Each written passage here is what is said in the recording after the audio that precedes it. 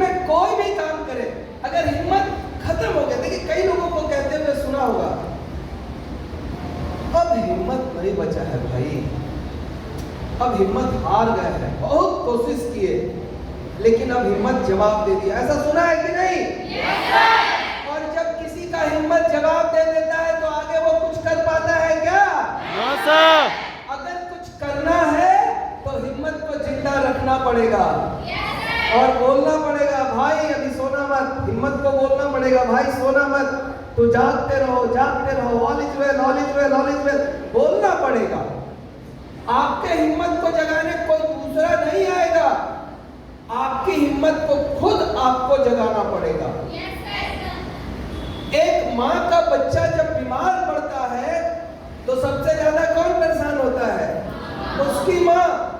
कौन देता है उसको ये ट्रेनिंग? किसने दी है ट्रेनिंग? किस बेवकूफ ने सिखाया उस माँ को कि बच्चा बीमार हो तो परेशान हो जाना, बच्चा अच्छा करे, स्कूल में टॉप करे तो खुश हो जाना? किसी ने नहीं बताया? No sir. अच्छा, ऐसा होता है कि कोई ऐसी लेडीज है जो पढ़ी लिखी नहीं, अंगूठा छाप है, तो उनके बच्चे बीमार होते होंगे तो वो परेशान नहीं होती होगी क्योंकि तो पढ़ी लिखी नहीं है। होते हैं सर, वो भी परेशान होती है। Yes sir. अच्छा, पढ़े लिखे लोग भी परेशान होते हैं और अनपढ़ लोग भी परेशान हो जाते हैं, राइट? दोस्त, जिंदगी में कुछ ऐसी चीजें होती है जिनको पढ़ाई लिखाई से कोई लेना देना नहीं है। जीवन में कुछ ऐसी चीजें होती है जिनको पढ़ाई लिखाई से कोई लेना देना नहीं है और डिग्री से कोई मतलब नहीं है। डिग्री अलग चीज है और सफलता अलग चीज है। हमेशा चर्चा होता होगा एक नाम के बारे में जो आज हम सभी लोगों को प्रेरणा देते हैं, दशरथ मांझी। Yes sir. पढ़े लिखे थे क्या? No sir. एकदम अंगूठा छाप। झरिया में, कल मैं धनबाद में था, तो वो धनबाद में कोलफील्ड में माथा पर कोयला ढोते थे, लेकिन कुछ तो रहा होगा उस आदमी के अंदर। आखिर क्या था? हम लोग केस स्टडी करते हैं, वी आर स्टूडेंट, हम सभी लोग विद्यार्थी हैं, पढ़ने लिखने वाले लोग हैं, और पढ़ने लिखने वाले लोग क्या करते हैं? केस स्टडी करते हैं, है कि नहीं? हर घटना का विश्लेषण करते हैं। तो इसका विश्लेषण करते हैं कि दशरथ मांझी अंगूठा छाप थे, पढ़े लिखे नहीं थे, मजदूर आदमी थे, माथा पर कोयला ढोते थे, मनरेगा जितना मजदूरी था उनका, एक दिन का 500-700 बस। और आखिर क्या था उस आदमी में कि आज दुनिया के हर कोने में, हर स्कूल कॉलेज में, हर यूनिवर्सिटी में उसकी पढ़ाई होती है। अमेरिका चले जाए, इंग्लैंड चले जाए, या इंडिया के किसी बड़े यूनिवर्सिटी में चले जाए, आज उनका चैप्टर, उनकी एग्जाम्पल दिए जाते हैं कि नहीं? Yes sir. आज कितने ऐसे मंच हैं जहां पर उसके नाम की चर्चा बार बार की जाती है, जबकि वो अंगूठा छाप थे, जबकि पढ़े लिखे इंसान वो थे नहीं, मजदूर आदमी थे। तो मैं क्या बोलता हूं कि डिग्री अलग चीज है और जीवन में उपलब्धि हासिल करना अलग चीज है।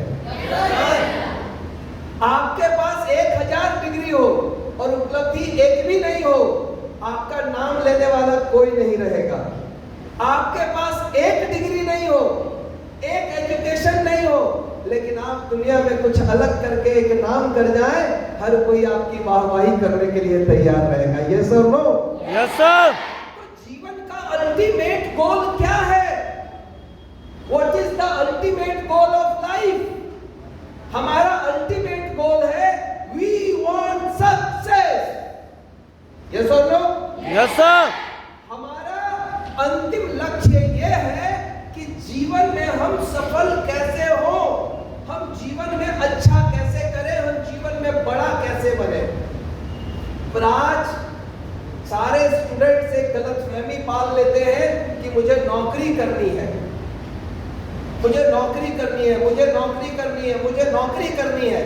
और हम सभी लोगों को मालूम है 1 लाख लोग फॉर्म भरते हैं, जिसमें से सिर्फ 10 लोगों को नौकरी मिलती है, 99,900 लोगों को नौकरी नहीं मिल पाती है, राइट? Yes sir. ये डेटा कॉमन है, ये डेटा हम सभी लोगों को मालूम है। मतलब हम किस दौड़ में लगे हुए हैं, मैं ये छोड़ दो, क्षमा चाहूंगा, ये मैं कतई नहीं कह रहा हूं। लेकिन अगर आप एक इंसान है तो अपनी जिंदगी का केस स्टडी तो कर सकते हैं ना। Yes sir. हमने दशरथ मांझी का केस स्टडी किया और क्या पाया कि वो आदमी पढ़े लिखे नहीं थे, वो आदमी साधारण आदमी थे, मजदूर आदमी थे, लेकिन वो पूरी दुनिया में नाम कर गए। उसके पीछे सिर्फ एक वजह है, उन्होंने कुछ ऐसा कारनामा ही कर दिया जो साधारण आदमी के बस की बात नहीं थी। उन्होंने एक ऐसा कारनामा कर दिया जो साधारण आदमी के बस की बात नहीं थी। तो ये कारनामा उन्होंने किया कैसे? उन्होंने ये कारनामा किया कैसे? फ्रेंड्स, बहुत सिंपल सी बात है, बहुत सिंपल सी बात है। कहते हैं ना कि जब आपके अंदर तड़प पैदा हो, जब आपके अंदर भूख पैदा हो किसी भी चीज को प्राप्त करने की, तो फिर दुनिया की कोई ताकत आपको रोक नहीं सकती है। हम लोग पढ़ाई तो बहुत करते हैं, हम लोग बहुत पढ़ाई करते हैं, अच्छे अच्छे मार्क्स भी लाते हैं, अच्छी अच्छी डिग्रियां भी हासिल करते हैं, पर जो पहला चैप्टर है सक्सेस का, हम वही भूल जाते हैं पढ़ना, हम वही नहीं पढ़ पाते हैं। पहला चैप्टर क्या है सक्सेस का? गांधी जी राष्ट्रपिता क्यों बने? दशरथ मांझी माउंटेन मैन क्यों बना? न्यूटन ने गति के नियम की खोज क्यों की? पृथ्वी एक चुंबक है, ये किसने खोजा? न्यूटन ने ही क्यों खोजा? न्यूटन के पड़ोसी ने क्यों नहीं खोजा? इंडिया का कोई आदमी क्यों नहीं खोजा? ये जो बल्ब है इसका आविष्कार थॉमस अल्वा एडिसन ने ही क्यों किया? किसी और ने क्यों किया? रेडियो का आविष्कार मार्कोनी ने ही क्यों किया? हवाई जहाज राइट ब्रदर्स ने ही क्यों किया हवाई जहाज का आविष्कार? कलम का आविष्कार फाउंटेन मैन ही क्यों किया? सवाल है कि नहीं है? Yes sir. आपने क्यों नहीं किया? मैंने क्यों नहीं किया?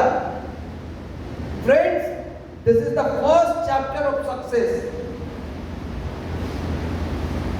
दुनिया में हर चीज का जैसे फॉर्मूला होता है ना, उसी तरह से सफलता का अपना एक फॉर्मूला होता है। जीवन में आप वही प्राप्त करेंगे जो प्राप्त करना चाहेंगे। जीवन में आप वही प्राप्त करेंगे जो आप प्राप्त करना चाहेंगे। और सिर्फ सोच लेने से, मैं सोच लूं काश मैं प्रधानमंत्री होता, हो गया? काश नरेंद्र मोदी वाला गद्दी मुझे मिल जाए, मजा आ जाएगा। मिल जाएगा? No sir.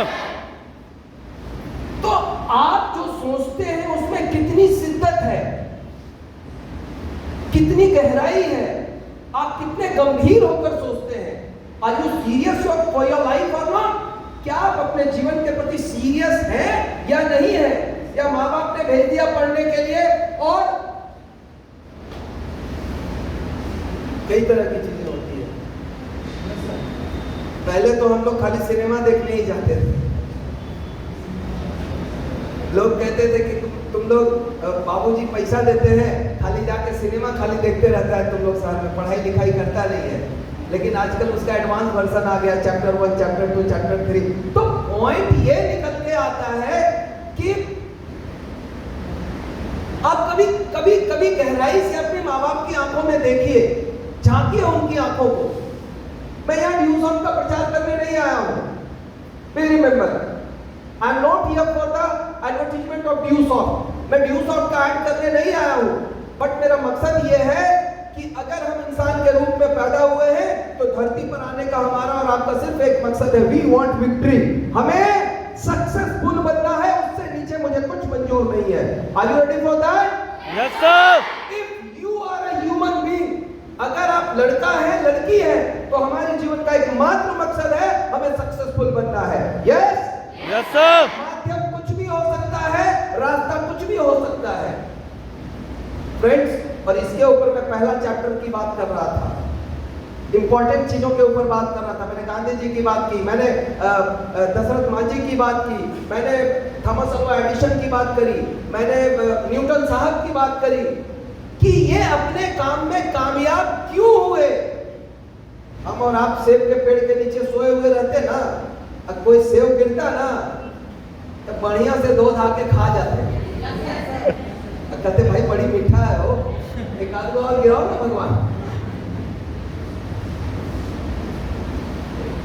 निकल जाते, ज्यादा से ज्यादा घर में जाते मम्मी पापा को या सहेली सखी को क्या बोलते, अरे मजा आ गया, बड़ा बढ़िया एक सेब मिला है। ये सब लोग आप क्या सोचते हैं, आप कैसे सोचते हैं, इसी पर आपका भविष्य टिका हुआ है।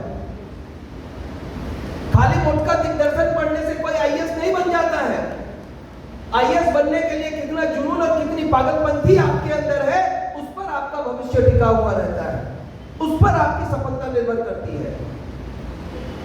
माय डियर फ्रेंड्स, तो पहला पॉइंट निकल करके ये आता है कि हम इस धरती पे हैं तो हमारा लक्ष्य है जीवन बदलना, सफलता अर्जित करना, अपनी जीवन को सफल बनाना, माँ बाप के अरमानों को पूरा करना, इस समाज के लिए योगदान देना और जाने से पहले, इस दुनिया में विदा होने से पहले कुछ ऐसा करना कि रहने के बाद और ना रहने के बाद भी दुनिया वाले हमें और आपको याद कर सके। होना चाहिए कि नहीं? Yes sir. डियर फ्रेंड्स, तो मैं पहले जिस पॉइंट्स की बात कर रहा था कि न्यूटन साहब ने न्यूटन के गति का ही नियम क्यों प्रतिपादित किया, क्योंकि जब सेब उनके ऊपर गिरा तो वो सोचने लगे यार ये सेब नीचे ही क्यों गिरा, ऊपर क्यों नहीं गया, बाएं दाएं क्यों नहीं गया, नीचे ही क्यों आया। उन्होंने गुरुजी टीचर से पूछा, संतुष्ट जवाब नहीं मिला, माँ बाप से पूछा, संतुष्ट जवाब नहीं मिला, समाज के कुछ बुद्धिजीवी लोगों से पूछा, संतुष्ट जवाब नहीं मिला। इवन किसी ने कहा कि अरे तुमको सेब खाने से मतलब है, सेब क्यों गिरा, इससे क्या मतलब है, लेकिन फिर भी वो शांत बैठे क्या? क्यों नहीं बैठे? क्यों नहीं बैठे? अब इतना बड़ा बुजुर्ग माँ बाप बेवकूफ टाइप का, बड़े बुजुर्ग कुछ कहते हैं तो समझना चाहिए कि नहीं? Yes sir. लेकिन समझा क्या? नहीं समझा ना। सब लोग समझाया लेकिन फिर भी नहीं समझा और वो दिमाग में चलता रहा यार ये सेब नीचे क्यों गिरा, राइट? तो माय डियर फ्रेंड्स, पहला पॉइंट सक्सेस के लिए सबसे इंपॉर्टेंट ये है कि किसी भी चीज के प्रति, अगर जिंदगी के प्रति आपके अंदर एक गंभीर चिंतन है, आपके अंदर एक गंभीर तड़प है, न्यूटन साहब के अंदर एक तड़प था, बेचैनी था ये जानने का कि सेब नीचे क्यों गिरा, ये सुनो। और जब तक ये जवाब उनको नहीं मिला तब तक वो शांत नहीं बैठे। जिस दिन आपको जीवन में आगे बढ़ने की तड़प आ जाएगी ना, उस दिन शायद आप शांत नहीं बैठेंगे, बहुत तेजी से आगे निकलेंगे और तब तक नहीं रुकेंगे जब तक जीवन में सफलता अर्जित कर नहीं लेते। लेकिन ये तब तक नहीं होगा जब तक आपके अंदर वो तड़प पैदा नहीं हो। कहानी सुनी होगी आप लोगों ने, एक आदमी महात्मा जी के पास गया और बोला बाबा सफलता का रहस्य बताइए। महात्मा जी बोले चल बेटा नहा के आते हैं। नदी में गए दोनों नहाने, कमर भर पानी में पहुंचे और बाबा जो थे साधु बाबा, वो आदमी का बाल पकड़ के उनको पानी में डुबा दिए। कहानी सुने है ना? Yes sir. छटपटाने लगा आदमी, लेकिन महात्मा जी उसको छोड़े नहीं। आधा मिनट के बाद छोड़े, वो बाहर निकला, लंबा लंबा सांस लेने लगा। अब गुस्सा आ गया, बोला महाराज आप आदमी है कि पैजामा है? आज लइए लेते हैं हमको एकदम, कोई दुश्मनी की है क्या? हम तो आपसे सफलता का रहस्य पूछे थे, आप तो मेरा प्राणे ले लेते। नहीं चाहिए हमको सफलता का रहस्य, हम चले अपना घर। बोले रे बाबू सुन ना, हो गया कम्मा, 1 मिनट का ही हो गया, जो करना था हो गया, हम नहीं कुछ करेंगे। बोले बोलिए बाबा। तो बोले सुनो जब पानी के अंदर थे तो कैसा लग रहा था? बोले कैसा लग रहा था? लग रहा था कि आप गए हो, सांस उखड़ रहा था, ऑक्सीजन का दरकार था, लग रहा था कब सांस ले, बहुत बेचैनी था, बहुत तड़प था। तो बाबा कह रहे बेटा सुनो, जितना तड़प तुम ऑक्सीजन के लिए रहे थे ना पानी के नीचे, जितनी बेचैनी थी, जिस दिन तुम्हारे अंदर जीवन बदलने के लिए उसी तरह की तड़प आ गई ना, तुम्हारी सफलता को कोई नहीं रोक सकता और तुम हर हाल में सफल हो। अब अपने अपने अंदर झांको, अपने अपने अंदर झांको और चेक करो क्या ये है आपके अंदर।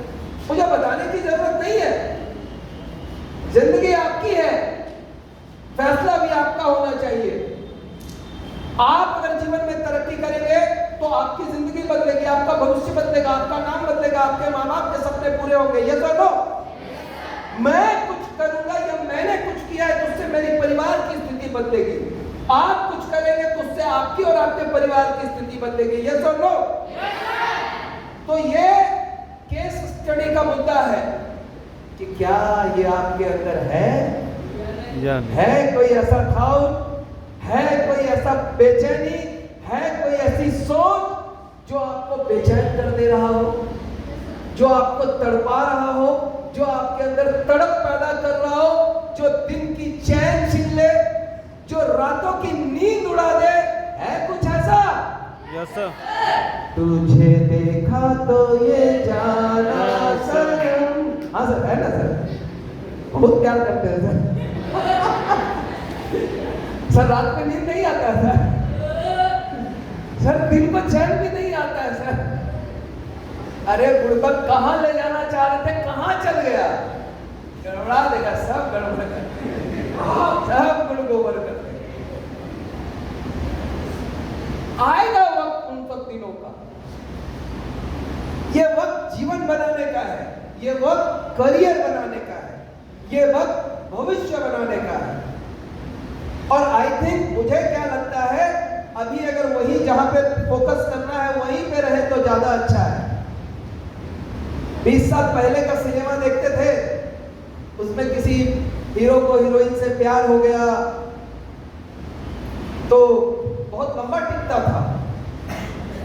आजकल सिनेमा में देखिएगा कि आज प्यार हुआ, 3 दिन के बाद मोहब्बत टूट गया, सब कसमें वादे हुआ, तुम मेरी जान हो, तुम मेरी प्राण हो, तुम्हारे बिना मैं जान ले लूंगा, जान ले लूंगा, और तुम्हारे बिना मैं जी नहीं सकता, तुम्हारे बिना नींद नहीं आती, तुम्हारे बिना चैन नहीं आता। साला 3 दिन में गायब हो जाता है।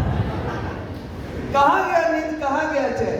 तो इन सब चीजों से बच के रहे। देखिए, भगवान बड़ी चालू आदमी है, भगवान जो है बहुत चालू है। सक्सेस भी बनाया और ऊपर से रास्ता भटकाने वाला काम भी बना दिया है। देखते हैं बेटा कितना कंट्रोल है तुम्हारे अंदर। चेक करने वाला लगा दिया ना पॉइंटर। Yes sir. तुम्हारे अंदर कितना कंट्रोल है। फ्रांस के सेनापति थे नेपोलियन, नाम सुना होगा हिस्ट्री में। Yes sir.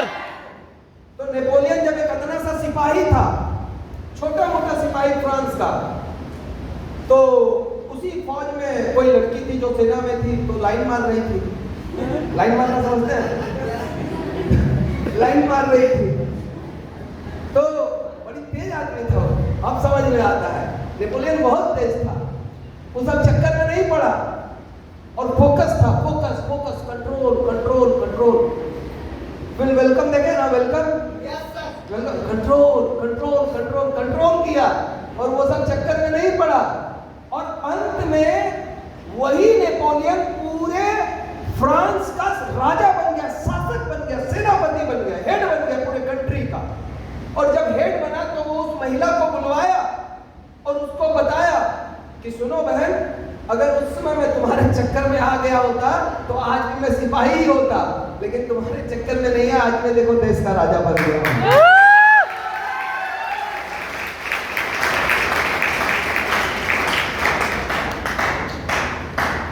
लेकिन ऐसा है, कहानी सुन के कई को कंट्रोल करेगा, कहानी का प्रभाव कितने दिन तक रहेगा। लेकिन मेरा क्या मानना है, मैं सीधी सी बात है, चिंटू सर एक बहुत अच्छी बात करते हैं कि बाबू लड़का के पीछे भागोगे, ठीक है ना, तो लड़का तुमसे दूर भागेगा। लड़कियों के लिए कह रहा हूं, लड़की ज्यादा है इसलिए थोड़ा उल्टा कर दिया फॉर्मूला। लड़का के पीछे भागोगे तो लड़का दूर भागेगा, काहे भाव खाएगा, अरे भाव खाएगा। लड़का के पीछे भागोगे तो लड़का दूर भागेगा, और पैसा के पीछे भागोगे तो लड़का तुम्हारे पीछे पीछे भागेगा।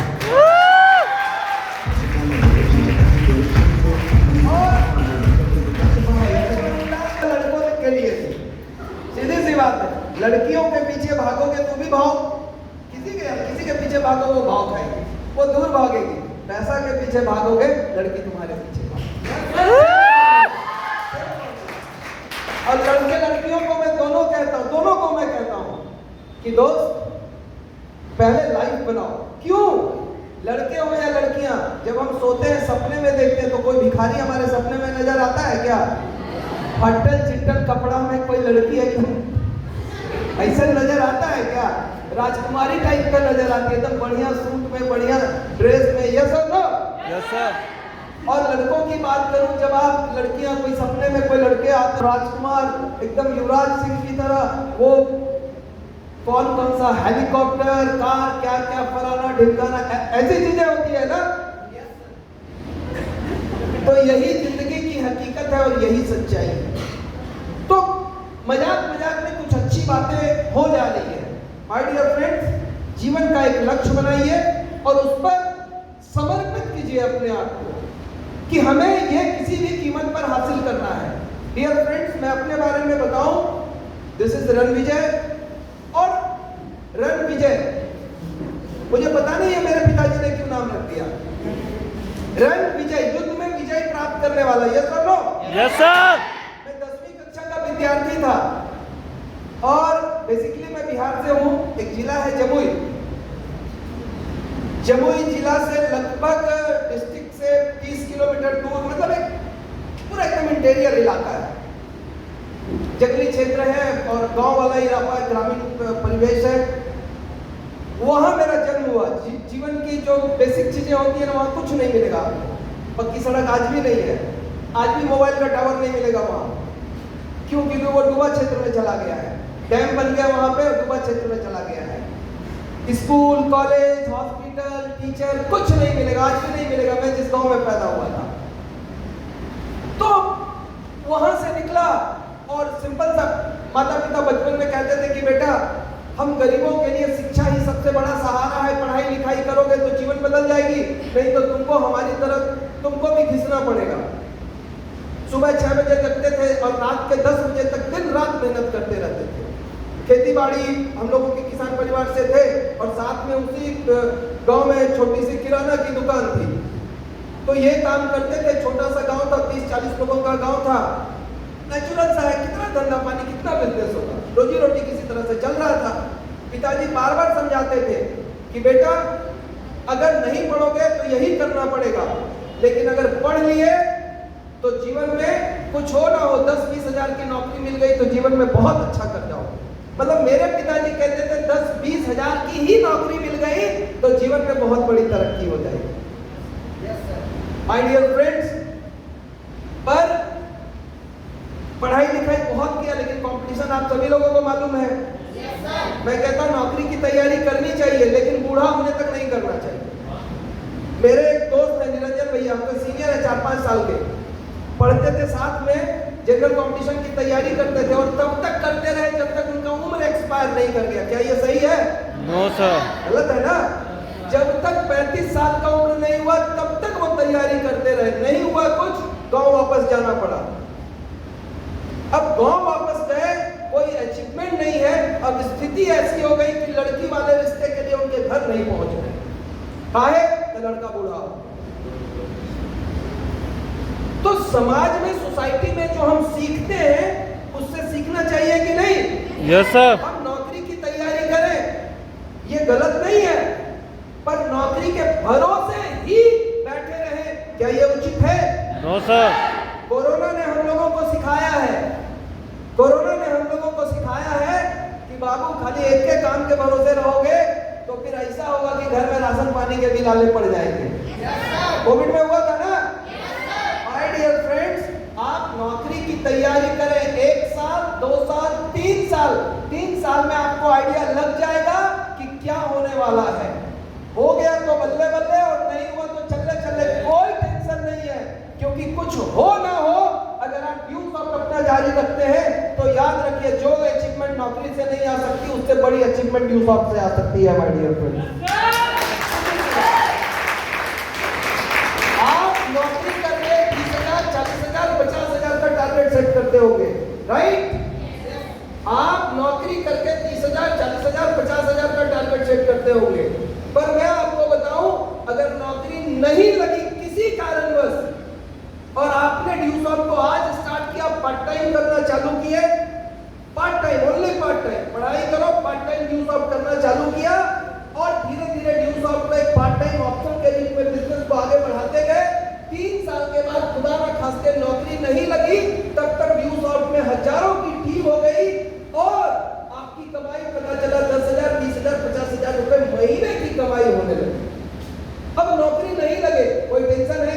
No sir. पंखा में रस्सी बांध के लटकने की जरूरत पड़ेगी? No sir. हो रहा है कि नहीं हो रहा है कोटा में? लटक रहा है ना जी? Yes sir. क्यों? अगर उनके पास नागेंद्र न्यूज ऑफ का ऑप्शन होता तो कभी वो पंखा में नहीं लटकते। चूंकि उन्होंने सपने बड़े देख लिए कि मैं आईआईटी करूंगा, मैं मेडिकल करूंगा, और जब लगातार मेरा तो हुआ नहीं, जिंदगी खत्म। मैं आपसे पूछता हूं, नौकरी नहीं मिली तो क्या जिंदगी खत्म? वायरस को देखें, वायरस को, कौन सा वायरस? नहीं, कोरोना वाला, सिनेमा वाला, three idiot. Yes sir. Professor साहब, यस सर। थ्री इडियट में बोमन ईरानी नाम है उनका। वो होटल में वेटर का काम करते थे। वेटर में समझते हैं ना, खाना परोसता था। होटल में वेटर का काम करते थे और 58 साल की उम्र में कोई डायरेक्टर उनको देखा और उनको लेके चला गया फिल्म इंडस्ट्री और उनसे सिनेमा में काम करवाया। और वो आदमी 58 साल की उम्र में वेटर की नौकरी छोड़ करके एक्टिंग करना चालू किया और आज के डेट में हजारों करोड़ के मालिक।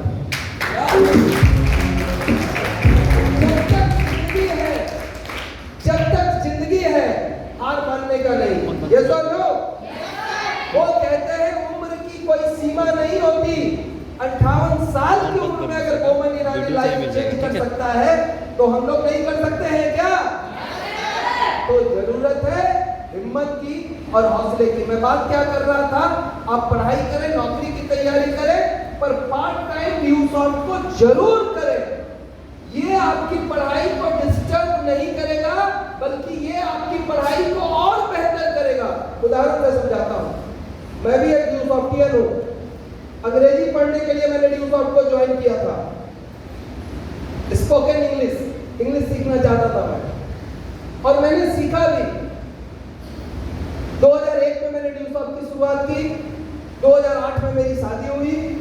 वाइफ जब आई न्यूज को जब उन्होंने देखा तो पाया कि यहाँ पर अंग्रेजी सीखने का मौका है। वो भी अंग्रेजी सीखना चालू की और साल भर लगे वो भी अंग्रेजी सीख गई, स्पोकन इंग्लिश। 2 बच्चे हैं मेरे। बड़ा लड़का 9th क्लास में है, छोटा 7th क्लास में है। न्यूज़ की वेबसाइट के अंदर कंप्यूटर का A to Z कोर्स दिया गया है। प्रोग्रामिंग, जो चीजें कंप्यूटर इंजीनियरिंग में पढ़ाई जाती है वो सारा कोर्स न्यूज़ की वेबसाइट पे है। C++, कंप्यूटर के कोई जानकार होंगे मेरी बातों को पकड़ेंगे। C++, C#, Java, ASP, Bluetooth, cold fusion, app development program, website development program, मतलब ऐसे कोर्स जिससे आप ऐप बना सकते हैं, वेबसाइट बना सकते हैं, प्रोग्रामिंग सीख सकते हैं।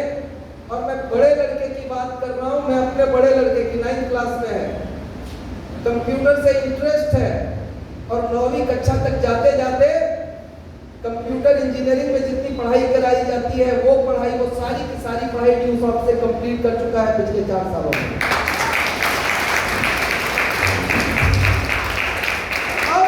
अब आप थोड़ा सा ये पॉइंट को समझे। मैंने अंग्रेजी पढ़ा, मेरी वाइफ अंग्रेजी पढ़ी। मेरा बड़ा लड़का कंप्यूटर का पूरा कोर्स कंप्लीट कर चुका है, और छोटे बेटे की बात करूं तो उसको कंप्यूटर में इंटरेस्ट नहीं है। जीके, जीएस, क्विज होता है ना, क्विज, इसमें उसको बड़ा इंटरेस्ट है। उसके स्कूल में अक्सर क्विज होता है तो वो इसमें मजा आता है।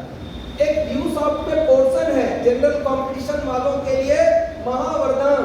50,000 क्वेश्चन आंसर का ऑब्जेक्टिव सेट दिया हुआ है।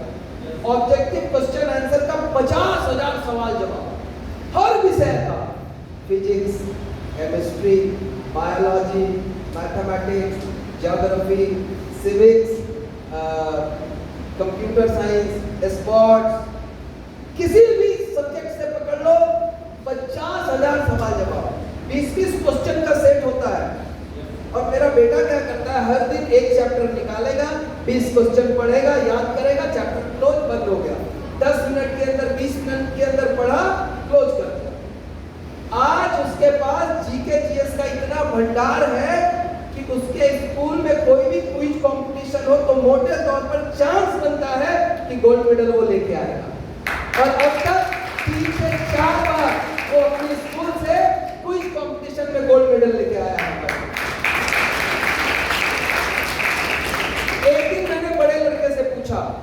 बड़ा बेटा मेरा अक्षत नाम है, उसको मैंने अक्षत से पूछा कि बेटा ये बताओ जितनी पढ़ाई तुमने ड्यू सॉफ्ट से की है, अगर ड्यू सॉफ्ट से नहीं करते, मार्केट से करते, तो उसके खर्च क्या आते?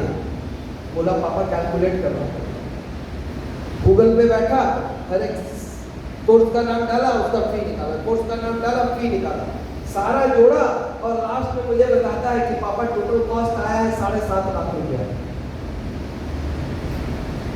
अगर ये सारे कोर्सेज मार्केट में जाकर किसी इंस्टीट्यूट से करता तो 7.5 लाख रुपए उसे पे करने पड़ते, पर ड्यू सॉफ्ट में कितना भुगतान करके वो ये सारा कोर्स किया है? 10,000। उसी 10,500 मैंने अंग्रेजी सीखी, मेरी वाइफ ने अंग्रेजी सीखी, मेरे बड़े बेटे ने 7.5 लाख का सिर्फ कंप्यूटर का कोर्स किया और मेरा छोटा बेटा कुछ कंपटीशन के लिए जीके जीएस का कोर्स कंप्लीट किया।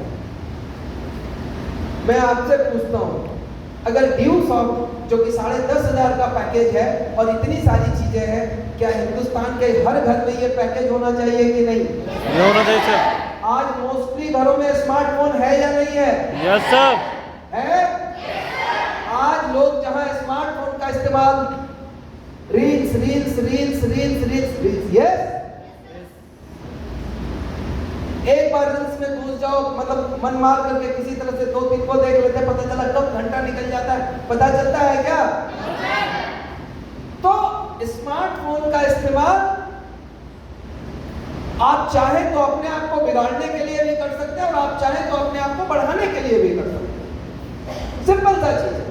जो 1 घंटा ऑन एवरेज लोग रील्स देख के वेस्ट करते हैं, वही 1 घंटा लोग अगर एजुकेशन के ऊपर दे दे तो अगले 3 साल में वो इंसान एक मास्टरमाइंड बन के निकलेगा। यस और नो? सो फ्रेंड्स, मैं सिंपल सा कहता हूँ, हिंदुस्तान या दुनिया में कोई ऐसा स्कूल है कि एक बार 10,500 पे कर दो और 20 साल के बाद भी वो आपको पढ़ाता रहे? No sir. पर ड्यू सॉफ्ट ऐसा कर रही है। मैंने दोबारा कोई 1 रुपया भुगतान नहीं किया है ड्यू सॉफ्ट को। 18 जून 2001 को जो पैसा मैंने ड्यू सॉफ्ट को दिया था फी के रूप में, उसके बाद दोबारा मुझे कभी भी फी देने की जरूरत नहीं पड़ी। So friends, this is the power of education of due soft.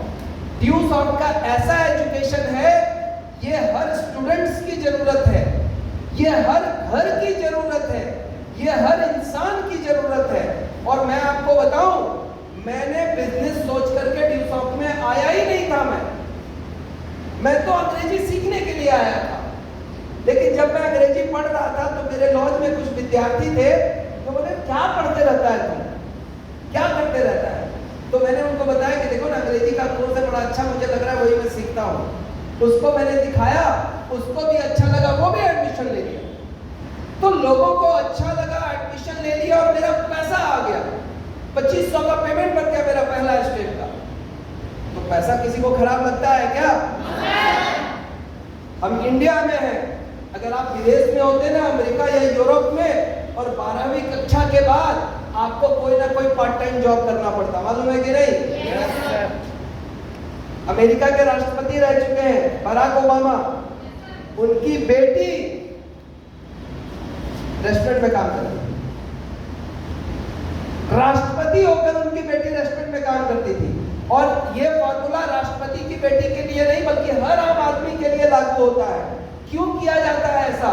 ताकि वो वर्किंग एथिक्स सीखे, मेहनत करना वो सीखे, ताकि आगे आने वाले जीवन में उसको किसी तरह का कोई कष्ट नहीं हो, कोई तकलीफ नहीं हो, कोई दुख नहीं हो। पर भारत में हम लोग अपना बचवा को कैसे करते हैं? ना बेटा ना, एकदम करते रहते हैं ना।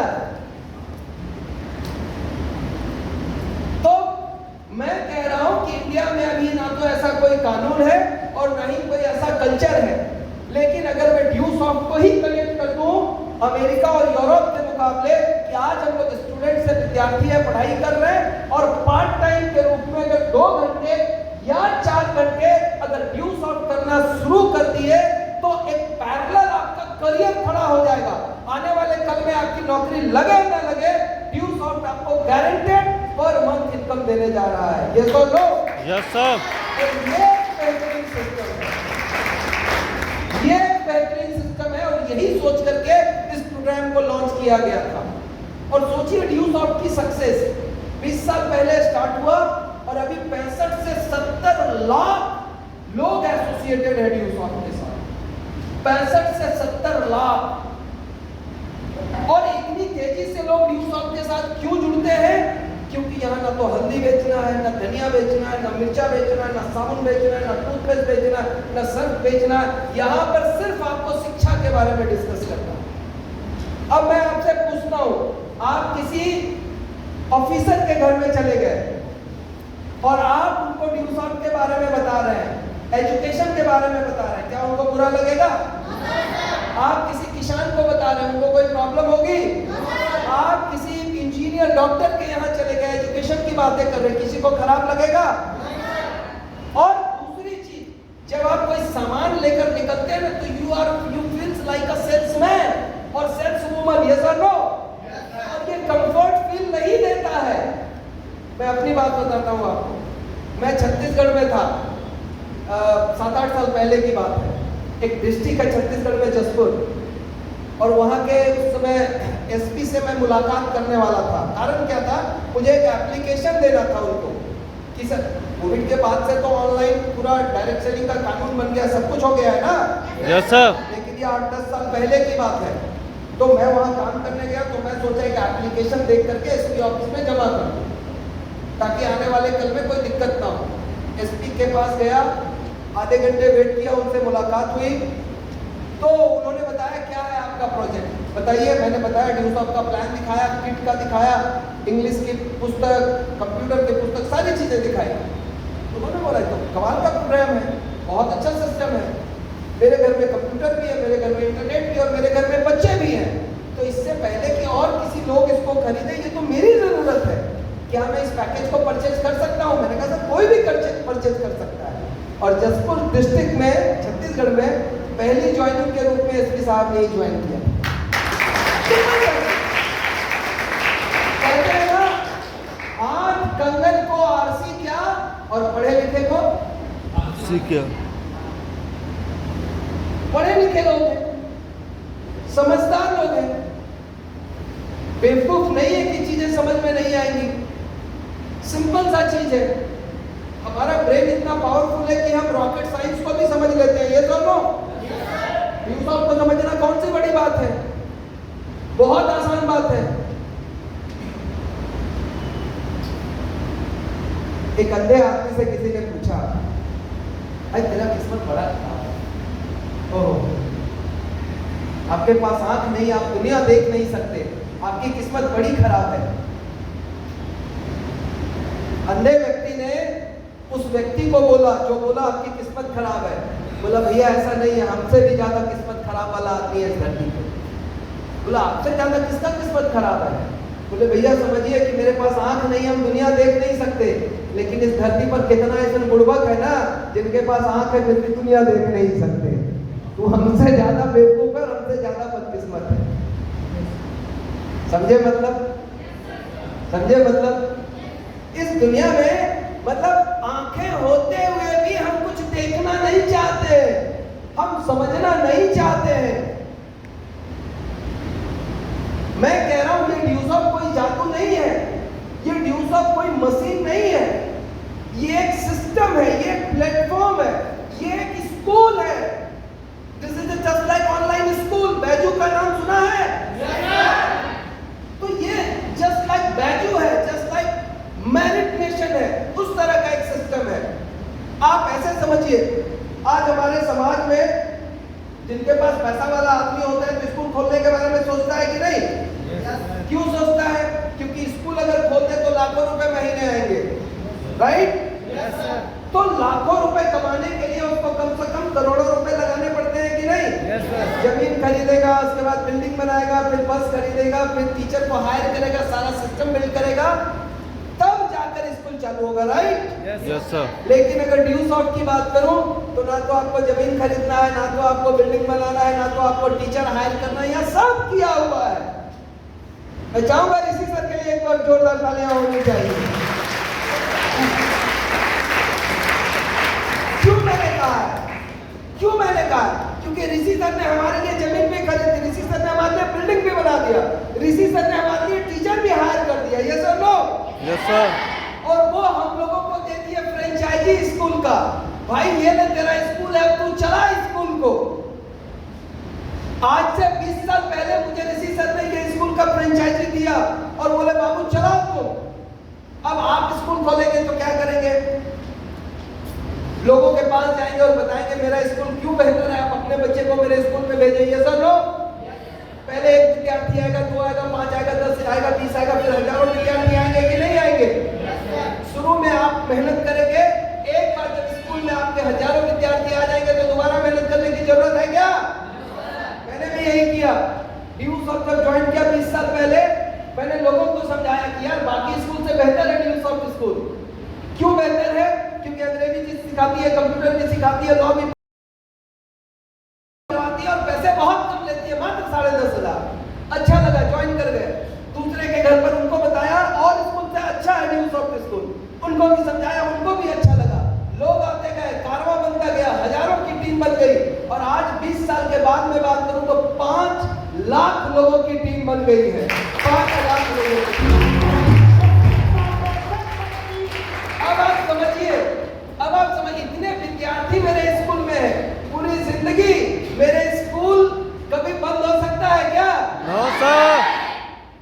मेरे दुश्मन भी अगर पैदा हो जाए ना और वो बोले तुम्हारे स्कूल को आग लगा देंगे, संभव है क्या? No sir. इसके लिए उसको 5 लाख लोगों को गोली मारना पड़ेगा, संभव है? No sir. तो ड्यूस ऑफ का स्कूल ऐसा है भाई और बहन कि एक बार अगर स्कूल चालू हो गया ना तो स्कूल पूरी जिंदगी बंद नहीं हो सकती। और इस स्कूल से जितना पैसा आएगा ना, दुनिया का कोई स्कूल इतना पैसा नहीं दे सकता। यहाँ से आप हफ्ते का 2 लाख और महीने के 8 लाख रुपए कमा सकते हैं।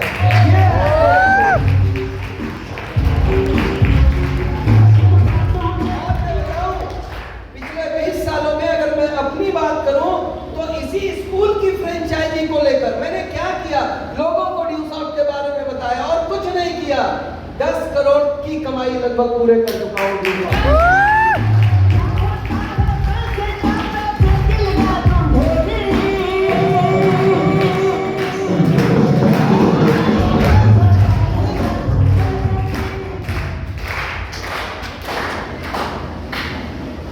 ये मैजिक नहीं है, this is not a magic, ये सिस्टम है, सिस्टम।